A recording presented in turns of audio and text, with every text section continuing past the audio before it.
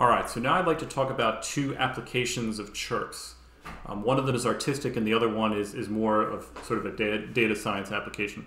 And there are also applications in radar and sonar too, by the way. But we're going to stick to more audio and music things in this class. So, all right. So first, let's talk about something called vibrato. So vibrato is a slight deviation in frequency around some steady frequency. And it's usually used for artistic effects. So I do it a lot on the violin. You go shake your finger back and forth, and that changes the length slightly of the string that you're vibrating. And that will lead to sort of a and it sounds like I'm having a seizure there. Okay, but so basically, you know, what I'm looking for is a frequency contour, you know, the instantaneous frequency of, you know, some constant amount plus a deviation. Maybe I'll say 10 hertz times, you know, some oscillation. So I'll say times cosine of 2 pi. Actually, to make this a little easier on myself, I'll say times sine of 2 pi. And let's say maybe we'll go 6 times a second times t. Okay, so there's our instantaneous frequency. So we got to take the antiderivative. And for this, we're just going to use the chain rule. So I'll say, okay, well, the first part's easy. It's just the power rule. The second part, well, I can pull out the 2 pi 6 as a fraction, 1 over that in the front. So that's the chain rule.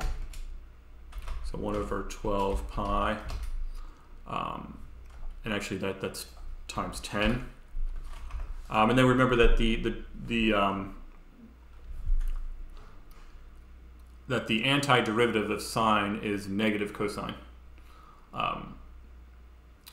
Actually, you know, sorry, let me switch back to the cosine. I don't like these negatives, they're annoying me. So the antiderivative of cosine is sine. Okay, so that's better, I like that. Sine of 12 pi times t. So I just combine the 2 times 6. Plus c. That's my antiderivative.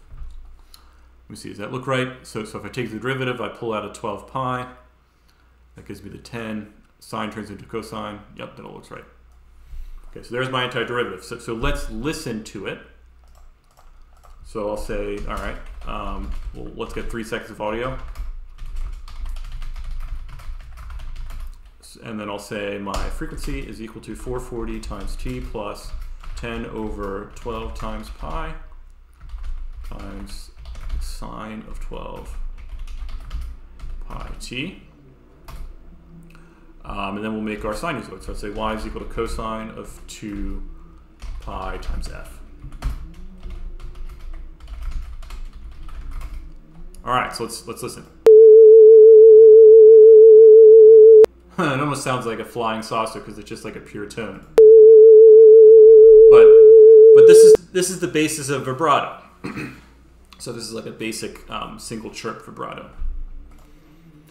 Cool. So we were able to design that by looking, you know, at what should the instantaneous frequency be, and then noticing that, okay, when we take the antiderivative, it's this.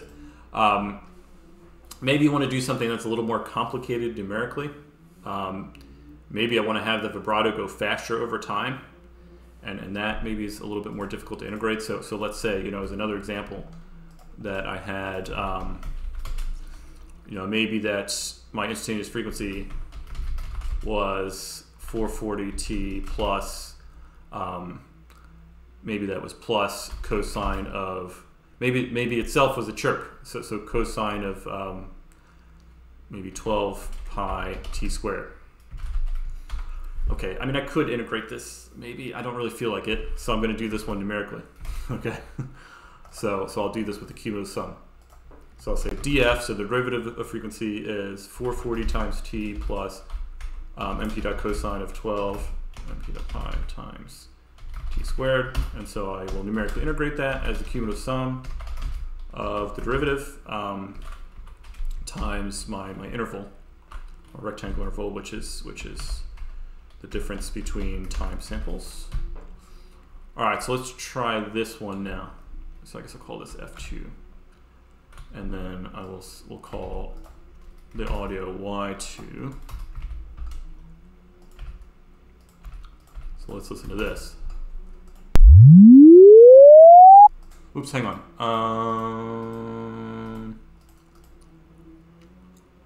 Whoops, no. I'm not increasing in frequency. I'm just increasing the frequency of my vibrato. Okay. Okay, that was a little bit anticlimactic. Let's see.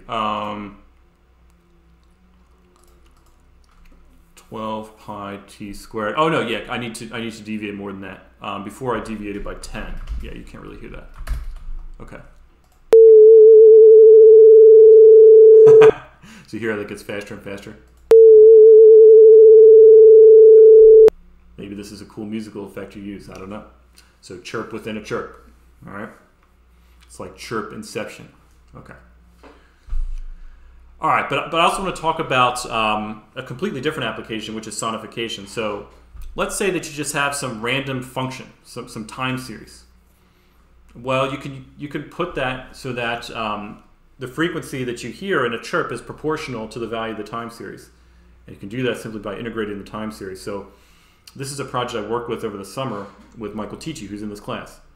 And one of the examples I gave him to work on was Usain Bolt. So I'll show you this video real quick. The function here is Usain Bolt's velocity over time. Now Michael had a nice idea. He went beyond a pure tone. He actually went to something called a seventh chord. So he went, it's 4 notes at once, and he switched from major to minor when the speed went started to go down. So when the acceleration was negative. So here, as Usain, as you can see him, actually slows down there at the end. But you can hear as